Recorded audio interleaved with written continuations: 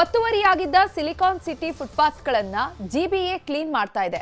City ಮಂದಿಗೆ ಓಡಾಡೋದಕ್ಕೆ ಅನುಕೂಲ ಮಾಡಿಕೊಡ್ತಾ ಇದೆ. ಇದೀಗ ಪಾದಚಾರಿಗಳಿಗೆ ಬೈಕ್ ಸವಾರರ ಕಾಟ ಶುರುವಾಗಿದೆ. ಫುಟ್ಪಾತ್ ಮೇಲೆಯೇ ಬೈಕ್ ರೈಡ್ ಮಾಡೋರ ಸಂಖ್ಯೆ ಮಿತಿಮೀರಿ ಹೋಗ್ತಾ ಇದೆ. ಇಂಥವರಿಗೆ ಬಿಸಿ ಮುಟ್ಟಿಸೋದಕ್ಕೆ ಸಚಿವ ಕೃಷ್ಣ ಬೈರೇಗೌಡ ದಂಡಾಸ್ತ್ರ ಪ್ರಯೋಗಿಸೋದಕ್ಕೆ ಪ್ಲಾನ್ ಮಾಡಿದ್ದಾರೆ. ಹಾಗಾದ್ರೆ ಎಷ್ಟು ದಂಡ ವಿಧಿಸೋದಕ್ಕೆ ಪ್ಲಾನ್ ಮಾಡಿದ್ದಾರೆ? ಫುಟ್ಪಾತ್ಗಳಲ್ಲಿ ಅತಿ ಹೆಚ್ಚು ಬೈಕ್ ಓಡಿಸ್ತಾ ಇರೋರು ಯಾರು?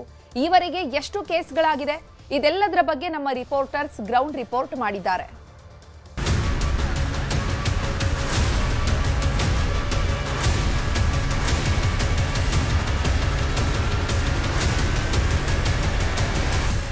ಪಾದಚಾರಿಗಳ ಅನುಕೂಲಕ್ಕಾಗಿ ಫುಟ್ಪಾತ್ ತೆರವು ಕಾರ್ಯಾಚರಣೆ ಯಶಸ್ವಿ ಆಗ್ತಾ ಇದೆ. ಅದಾದ ನಂತರ ಅನಾಥ ವಾಹನಗಳನ್ನು ಕೂಡ ತೆರವು ಮಾಡಲಿಕ್ಕೆ ಮುಂದಾಗ್ತಾ ಇದ್ದಾರೆ ಜಿಬಿಎ.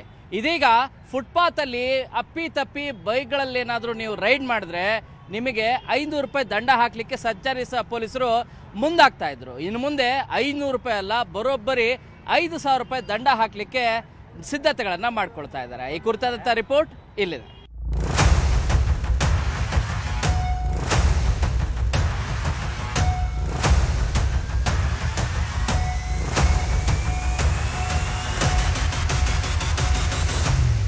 ಬೆಂಗಳೂರಲ್ಲಿ ಟ್ರಾಫಿಕ್ನದ್ದೇ ದೊಡ್ಡ ಸಮಸ್ಯೆ. ಫುಟ್ಪಾತ್ ರಸ್ತೆಗಳನ್ನು ಕೂಡ ಬೈಕ್ ರೈಡರ್ಸ್ ಬಿಡೋದಿಲ್ಲ, ಆ ಫುಟ್ಪಾತ್ ಮೇಲೇನೆ ಓಡಾಡ್ತಾರೆ. ಹಾಗಾದ್ರೆ ಪಾದಚಾರಿಗಳು ಎಲ್ಲಿ ಓಡಾಡಬೇಕು? ಈ ಪ್ರಶ್ನೆ ಸಹಜವಾಗಿ ಮೂಡುತ್ತೆ. ಈ ಹಿನ್ನೆಲೆಯಲ್ಲಿ ನ್ಯೂಸ್ 18 ಕನ್ನಡ ರಿಯಾಲಿಟಿ ಚೆಕ್ ನಡೆಸ್ತಾ ಇದೆ. ಯಾವ್ಯಾವ ಫುಟ್ಪಾತ್ ಏರಿಯಾಗಳಲ್ಲಿ ಹೇಗೆಲ್ಲ ಬೈಕ್ಗಳನ್ನು ರೈಡ್ ಮಾಡಿಸ್ತಾರೆ ಫುಟ್ಪಾತ್ ಅಲ್ಲಿ, ನೀವೇ ನೋಡಿ.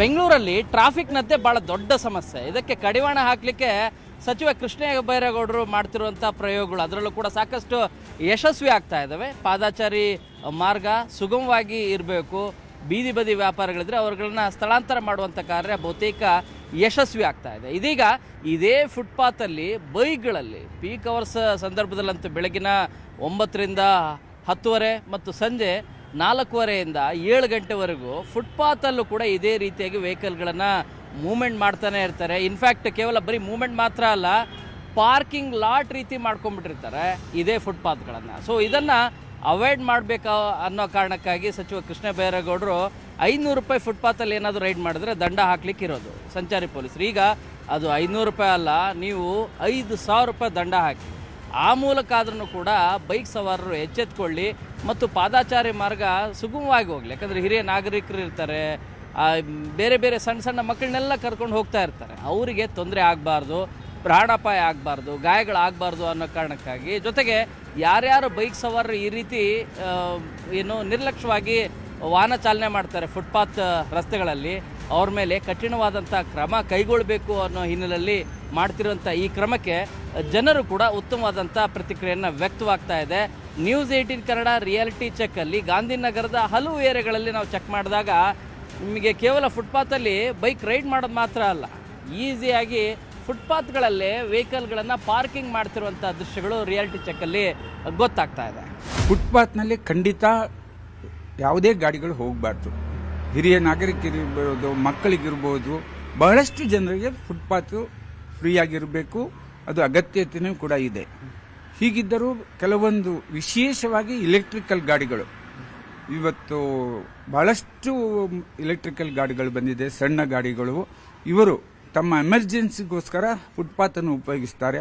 ಅದರಲ್ಲಿ ಸ್ವಿಗ್ಗಿ ಝೊಮ್ಯಾಟೋದವರು ಉಪಯೋಗಿಸ್ತಾ ಇದ್ದಾರೆ. ಅವರಿಗೆ ಮೊದಲು ಕೂಡ ಮಾತುಕತೆಯಲ್ಲಿ ಹೇಳಿದ್ದೇವೆ, ಯಾವುದೇ ಕಾರಣಕ್ಕೂ ಕಾನೂನನ್ನು ಉಲ್ಲಂಘಿಸಬಾರ್ದು. ಇವಾಗ ನಾನು ಬೆಂಗಳೂರಿಗೆ ಬಂದು 45 ವರ್ಷ ಆಯಿತು. 45 ವರ್ಷದಲ್ಲಿ ಇಂಥ ಮಿನಿಸ್ಟರ್ ನನ್ನ ಲೈಫಲ್ಲೇ ನೋಡಿಲ್ಲ. ಒಳ್ಳೆ ಕೆಲಸ ಮಾಡ್ತಾ ಇದ್ದಾರೆ, ಜನಗಳಿಗೆ ಅನುಕೂಲ ಮಾಡ್ತಾ ಇದ್ದಾರೆ. ಇದು ಅವರು 5,000 ಅಲ್ಲ, ಇನ್ನೂ 5,000 ಜಾಸ್ತಿ ಹಾಕ್ಬೇಕು. ಯಾಕಂತೇಳಿ ಹೇಳಿದ್ರೆ ಅವರು ಹೇಗೂ ಸಾಯ್ತಾರೆ. ಅವರು ಮನೆಯಲ್ಲಿ ತಂದೆ ತಾಯಿ ಎಲ್ಲ ಬೇಜಾರು ಮಾಡಿ ಇರ್ತಾರೆ, ಅವರಿಗೆ ಮಜಾ ಮಸ್ತಿ ಮಾಡಲಿಕ್ಕೆ ಅವ್ರು ಸಾಯ್ತಾರೆ. ಅವ್ರ ಜೊತೆಗೆ ಪಾಪ ಒಬ್ಬ ಸಾಮಾನ್ಯ ಮನುಷ್ಯನ ಸಾಯಿಸ್ಬಿಡ್ತಾರೆ. ಅವ್ರು ಮಾಡ್ತಾ ಇರೋದು ಕರೆಕ್ಟ್ ಆಗಿದೆ. ಖಂಡಿತ ಮಾಡೋದು ಒಳ್ಳೇದು ಸರ್. ಯಾಕೆ ಅಂತಂದರೆ ಬಡವ್ರು ನಡ್ಕೊಂಡು ಹೋಗ್ತಾ ಇರ್ತಾರೆ ರೋಡ್ನಲ್ಲಿ, ಇವರು ಬೈಕ್ ಹತ್ತಿಸ್ಕೊಂಡು ಹೋಗ್ತಾರೆ, ಟಚ್ ಆದ ಅವ್ರು ಕೆಳಗಡೆ ಬೀಳ್ತಾರೆ, ಇವ್ರ ಕೈಗೆ ಸಿಗಲ್ಲ, ಅವ್ರು ಹೊರಟೋಗಿರ್ತಾರೆ. ಹಾಗಾಗಿ ಅದನ್ನು ಮಾಡೋದು ಒಳ್ಳೇದು, ತುಂಬ ಒಳ್ಳೆ ಕೆಲಸ ಮಾಡಿದ್ದಾರೆ. ಇದೇ ರೀತಿ ಬೆಂಗಳೂರಿನ ಮತ್ತೊಂದು ಏರಿಯಾದಲ್ಲಿ ಫುಟ್ಪಾತಲ್ಲಿ ವೆಹಿಕಲ್ಗಳ ಮೂವ್ಮೆಂಟ್ ಆಗುತ್ತಾ? ಈ ಕುರಿತು ರಿಯಾಲಿಟಿ ಚೆಕ್ ನಡೆಸಿದ್ದಾರೆ ಗಂಗಾಧರ್.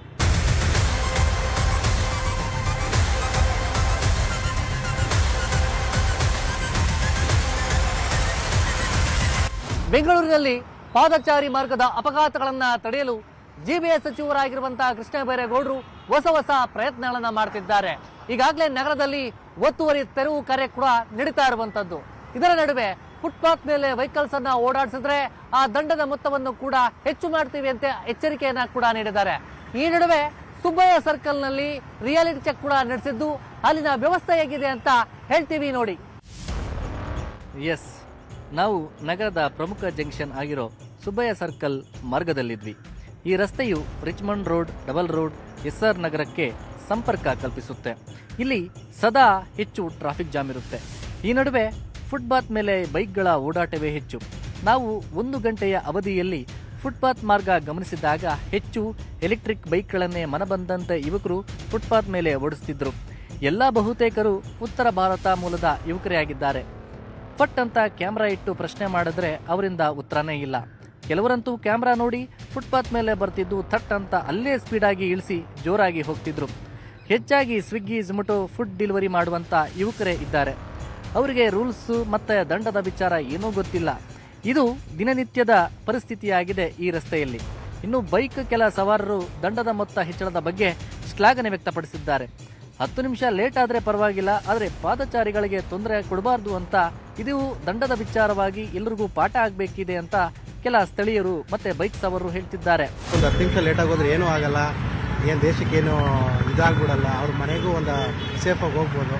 ಫುಟ್ಪಾತ್ ಮೇಲೆ ಹತ್ಸೋದು ಬೇಡ, ನಿಧಾನವಾಗಿ ಕಾದು ಹೋಗೋದು ಒಳ್ಳೇದು. ಮತ್ತೆ ಈಗ ಅವರು ಫೈನ್ ಮ್ಯಾಟ್ರ್ ಆಗಲ್ಲ. 5,000, 500 ರೂಪಾಯಿ, 10,000 ಅದು ಫೈನ್ ಮ್ಯಾಟ್ರ್ ಆಗಲ್ಲ.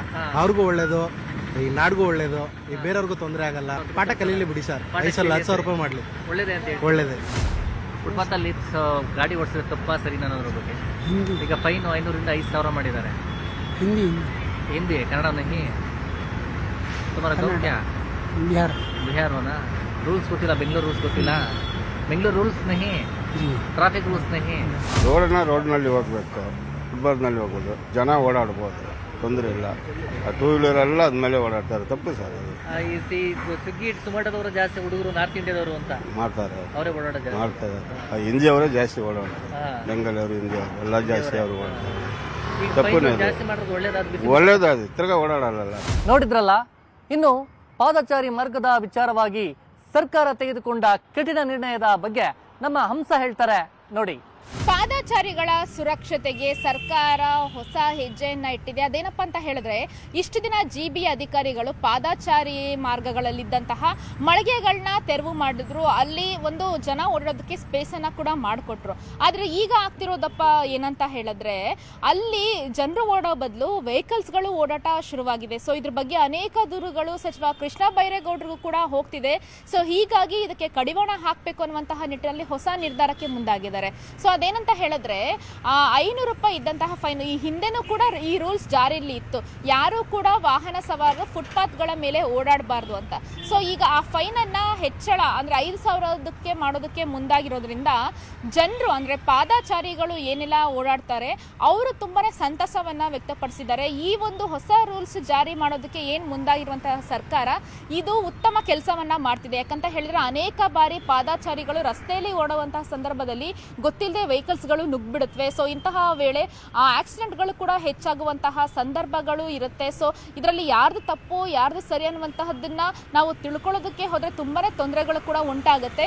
ಹೀಗಾಗಿಯೇ ಎಲ್ಲ ಒಂದು ಪಾದಚಾರಿಗಳು ಕೂಡ ಈ ಒಂದು ಕೃಷ್ಣ ಬೈರೇಗೌಡರು ಹೊಸ ರೂಲ್ಸ್ ಅನ್ನ ತರೋದಕ್ಕೆ ಏನ್ ಮುಂದಾಗಿದ್ದಾರೆ ಅದಕ್ಕೆ ಉತ್ತಮ ಪ್ರತಿಕ್ರಿಯೆಯನ್ನ ಕೂಡ ಕೊಡ್ತಿದ್ದಾರೆ. ಸೊ ಈ ರೀತಿಯಾದಂತಹ ಒಂದು ಫೈನ್ ಅನ್ನ ಹಾಕಿದ್ರೇನೆ ಉತ್ತಮ, ಆಗ್ಲಾದ್ರೂ ಅವ್ರಿಗೆ ಬುದ್ಧಿ ಬರುತ್ತೆ. ಇಲ್ಲವಾದಲ್ಲಿ ವಾಹನ ಸವಾರರು ಹೀಗೆ ಎಡ್ಡಾದಿಡ್ಡಿ ಹೇಗಂದ್ರೆ ಹಾಗೇನೆ ಪಾದಚಾರಿ ಮಾರ್ಗಗಳ ಮೇಲೆ ಓಡಾಡ್ತಾರೆ ಅನ್ನುವಂತಹ ಅಭಿಪ್ರಾಯವನ್ನು ಕೂಡ ಹೇಳ್ತಿರುವಂತದ್ದು. ಮಾಡ್ತಾ ಇರೋದು ಕರೆಕ್ಟು. ಅವ್ರು ಬೇಕಾದ್ರೆ ಏನೋ ಫುಟ್ಪಾತ್ ಮೇಲೆ ಯಾರು ಓಡಿಸ್ತಾರೆ ಗಾಡಿ ಪರ್ಮನೆಂಟ್ ಬೇಕಾದ್ರೆ ಏನೋ ಸಸ್ಪೆಂಡೇ ಮಾಡಲಿ, 10,000 ರೂಪಾಯಿ ಫೈನ್ ಹಾಕಲಿ. ಅವಾಗ ಏನಾಗುತ್ತೆ, ಒಂದೇನೋ ಜನಗಳಿಗೆ ಒಂದು ಅವೇರ್ನೆಸ್ ಬರುತ್ತೆ. ಹೌದು, ಆಕ್ಸಿಡೆಂಟ್ ಕಮ್ಮಿ. ಫುಟ್ಪಾತ್ ಏನೋ ನಡ್ಕೊಂಡು ಹೋಗೋರು ಹೆಂಗೆ ಮಾಡ್ತಾರೆ, ಇವ್ರು ಯಾರು ಅರ್ಜೆಂಟ್ ಫುಟ್ಪಾತ್ ಮೇಲೆ ಹೋಗ್ಬಿಟ್ರೆ ಜನ ಹೆಂಗೆ ಹೋಗ್ತಾರೆ? ತಪ್ಪದು, ಯಾರು ಮಾಡಿದ್ರು ತಪ್ಪೆ. ನನ್ನ ಅನಿಸಿಕೆ ಪ್ರಕಾರ ಹೆವಿ ಫೈನ್ ಹಾಕೋದು ಒಳ್ಳೇದು. ಯಾಕಂದ್ರೆ ನಿಮ್ಗೆ ಎಕ್ಸಾಂಪಲ್ ಕೊಡ್ತೀನಿ. ನಾನೀಗ ಇಲ್ಲಿ ಸಿಗ್ನಲ್ ಪಾಸ್ ಮಾಡ್ಬೇಕಾದ್ರೆ ನೋಡಿದೆ, ಒಬ್ಬ ಹುಡುಗ ಸಿಗ್ನಲ್ ನಿಂತಿತ್ತು, ಆದ್ರೂ ಫುಟ್ಪಾತ್ ಮೇಲೆ ಹೋದ. ಫುಟ್ಪಾತ್ ಮೇಲೆ ನಡ್ಕೊಂಡು ಹೋಗೋರು ಬೈತಾ ಇದ್ರು. ಸೊ ಒಂಥರ ಒಳ್ಳೇದು. ಯಾಕಂದ್ರೆ ಫುಟ್ಪಾತ್ ಇರೋದು ಜನಗಳು ನಡ್ಕೊಂಡು ಹೋಗೋದಕ್ಕೆ, ಅದ್ರ ಮೇಲೆ ಗಾಡಿ ಓಡಿಸಿದ್ರೆ ತಪ್ಪಲ್ವಾ? 2 ಸೆಕೆಂಡ್ ಅಥವಾ 2 ನಿಮಿಷ ವೇಟ್ ಮಾಡಕ್ ಮುಂಚೆ ಅವ್ರು ನಡ್ಕೊಂಡು ಹೋದ್ರೆ ಏನಾಗುತ್ತೆ ಅದು? ಫೈನ್ ಮಾಡಿದ್ರೇನೆ ಅವಾಗ ಜನಕ್ಕೆ ಬುದ್ಧಿ ಬರೋದು ಅಂತ ನನ್ನ ಅನಿಸಿಕೆ. ಫುಟ್ಪಾತ್ ಗಳ ಮೇಲೆ ಫುಟ್ಪಾತ್ ಅಲ್ಲಿ ಜನ ಓಡಾಡೋದಕ್ಕಂತ ಬಿಟ್ಟಿರ್ತಾರೆ. ಸೊ ಅಲ್ಲಿ ತುಂಬಾ ಜನ ಬೈಕ್ ಗಳಿರ್ಬೋದು ತಗೊಂಡು ಹೋಗ್ತಾರೆ ಅದನ್ನ. ಸೊ ಅಂತವ್ರಿಗೆ ಮೊದಲು 500 ರೂಪಾಯಿ ಫೈನ್, ಅದನ್ನ 5,000 ಮಾಡ್ಬೇಕು ಅಂತ ಇದಾರೆ. ನೀವೇನ್ ಹೇಳ್ತೀರಾ? ಬ್ಯಾಡಿ ಮೇಡಮ್, ಅಷ್ಟೊಂದೆಲ್ಲ ಮಾಡಿದ್ರೆ ಏನ್ ಬಂತು? ಎಲ್ಲ ತುಂಬಾ ತಪ್ಪಲ್ಲ. 5,000 ಮಾಡಿದ್ರೆ ಏನ್ ಬಂತು? ಇರ್ಲಿ, ಅದೇನು ನಾರ್ಮಲ್ ಆಗಿದೆ ಫೈನು. ಹೌದು, ಕೆಲವೊಂದು ಕಡೆ ಬೇಕು ಅಂತ ಯಾರು ಇದು ಮಾಡಲ್ಲ, ಏನು ಆಗುತ್ತದು. ಅದು ಬಿಟ್ಬಿಟ್ಟು 5,000 ಎಲ್ಲ ಮಾಡಿದ್ರೆ ಏನಿದೆ? ತುಂಬ ತಪ್ಪದು. ಅದು ಮಾಡಿದ್ರೆ ಒಳ್ಳೇದೇ ಮೇಡಮ್. ಫುಟ್ಪಾತ್ ಮೇಲೆ ಜನರು ಓಡಾಡೋಕ್ಕಿರೋದು ತಾನೆ, ಗಾಡಿ ಓಡೋದು ತಪ್ಪಲ್ವಾ? ಮಾಡಿದ್ರೆ ಒಳ್ಳೇದೇ ಬಿಡಿ. ಸ್ವಲ್ಪ ಟ್ರಾಫಿಕ್ಕು ಸ್ವಲ್ಪ ಇದಾದಂಗೆ ಆಗುತ್ತೆ, ಪ್ರಾಬ್ಲಮ್ ಸಾಲ್ವ್ ಆಗುತ್ತೆ. ಮೇಲೆ ಹೋಗ್ತಾರೆ, ಈ ಸಿಗ್ನಲ್ ಅವಾಯ್ಡ್ ಮಾಡೋದಕ್ಕೂ ಕೂಡ ಮೇಲೆ ಎತ್ಬಿಟ್ಟು ಕೆಳಗಡೆ ಇಳಿದ್ಬಿಟ್ಟು ಹೋಗ್ತಾರೆ. ಇದು ಮಾಡಿದ್ರೆ ಸ್ವಲ್ಪ ಒಳ್ಳೇದೇ ಅನಿಸುತ್ತೆ. ಒಳ್ಳೇದೇ ಮೇಡಮ್. ಒಂದ್ಸಲಿ ಹಾಕಿದ್ರೆ ಅವ್ರಿಗೆ ಫೈನು ಬುದ್ಧಿ ಬರುತ್ತೆ, ನೆಕ್ಸ್ಟ್ ಟೈಮ್ ಇಂದ ಇದು ಮಾಡಲ್ಲ. ಯಾಕಂದ್ರೆ ನಮ್ಗಳಿಗೆ ಇಲ್ಲಿ ಫುಟ್ಪಾತ್ ರೋಡಲ್ಲಂತೂ ನಡ್ಕೊಳೋಕೆ ಜಾಗ ಇರಲ್ಲ, ಫುಟ್ಪಾತ್ ಮೇಲೆ ಬೇಕು.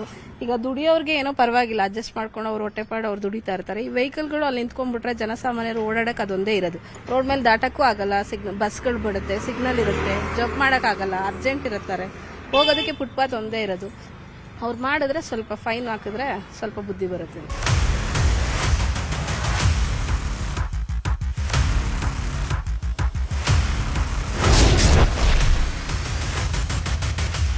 ಎಲ್ಲ ಸಂಚಾರಿ ನಿಯಮಗಳನ್ನು ಗಾಳಿಗೆ ತೂರಿ ಫುಟ್ಪಾತ್ ಮೇಲೂ ಕೂಡ ವಾಹನವನ್ನು ಓಡಿಸುವವರಂಥ ಸಂಖ್ಯೆ ವರ್ಷದಿಂದ ವರ್ಷಕ್ಕೆ ಜಾಸ್ತಿ ಆಗ್ತಾ ಇದೆ. ಹಾಗಿದ್ರೆ ಕಳೆದ 3 ವರ್ಷಗಳಲ್ಲಿ ಎಷ್ಟು ಪ್ರಕರಣಗಳು ದಾಖಲಾಗಿದೆ, ಈ ಮೂಲಕವಾಗಿ ಎಷ್ಟು ದಂಡ ಸಂಗ್ರಹ ಆಗಿದೆ ಅನ್ನೋದರ ಬಗ್ಗೆ ಈ ಸ್ಟೋರಿಯಲ್ಲಿ ನಾವು ನೋಡ್ತಾ ಹೋಗೋಣ.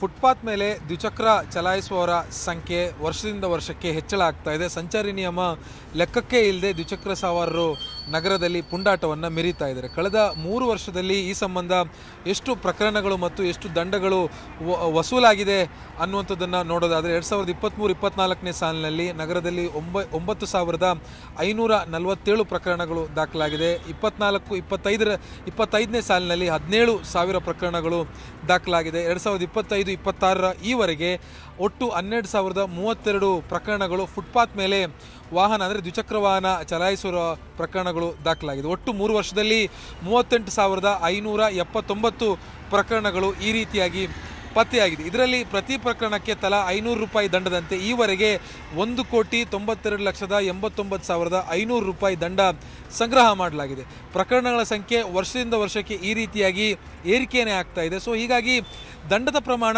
500ರಿಂದ 5,000ಕ್ಕೆ ಅಂದರೆ 10 ಪಟ್ಟು ಏರಿಕೆ ಮಾಡೋದಕ್ಕೆ ಇದೀಗ ಬೆಂಗಳೂರು ಅಭಿವೃದ್ಧಿ ಸಚಿವ ಕೃಷ್ಣ ಬೈರೇಗೌಡರು ಮನವಿಯನ್ನು ಪೊಲೀಸ್ ಇಲಾಖೆಗೆ ಮಾಡಿರುವಂಥದ್ದು. ಕೇವಲ ದಂಡವನ್ನು ಹೆಚ್ಚಳ ಮಾಡೋದಲ್ಲ, ಕಾಯ್ದೆಯಲ್ಲಿ ಅವಕಾಶ ಇದ್ದರೆ ಡ್ರೈವಿಂಗ್ ಲೈಸೆನ್ಸನ್ನು ಕೂಡ ರದ್ದು ಮಾಡಬೇಕು ಅನ್ನುವಂಥ ಒಂದು ಮನವಿಯನ್ನು ಮಾಡಿದ್ದಾರೆ. ಮೋಟಾರು ವಾಹನ ಕಾಯ್ದೆಯಡಿ ದಂಡ ಹೆಚ್ಚಳಕ್ಕೆ ಈ ರೀತಿಯಾಗಿರುವಂಥ ಮನವಿಯನ್ನು ನಗರ ಪೊಲೀಸ್ ಇಲಾಖೆಗೆ ಬೆಂಗಳೂರು ಉಸ್ತುವಾರಿ ಸಚಿವರಾಗಿರುವಂಥ ಕೃಷ್ಣ ಬೈರೇಗೌಡ ಅವರು ಮನವಿಯನ್ನು ಮಾಡಿರೋದು.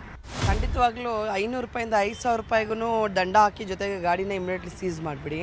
ಯಾತಕ್ಕಂತಂದರೆ ಬೆಂಗಳೂರಲ್ಲಿ ಇಲ್ಲಿರುವಂಥ ಮೂಲ ನಿವಾಸಿಗಳಿಗಿಂತ ವಲಸೆ ಬಂದಿರೋರೇ ಹೆಚ್ಚಾಗಿ ಈ ಹಿಂದಿಯವರು ಅವರು ಇವರು ಜಾಸ್ತಿನೇ ಬೇಕಾಬಿಟ್ಟಿಯಾಗಿ ರೈಡ್ ಮಾಡೋದು ಗಾಡಿ ವೆಹಿಕಲ್ಗಳನ್ನ.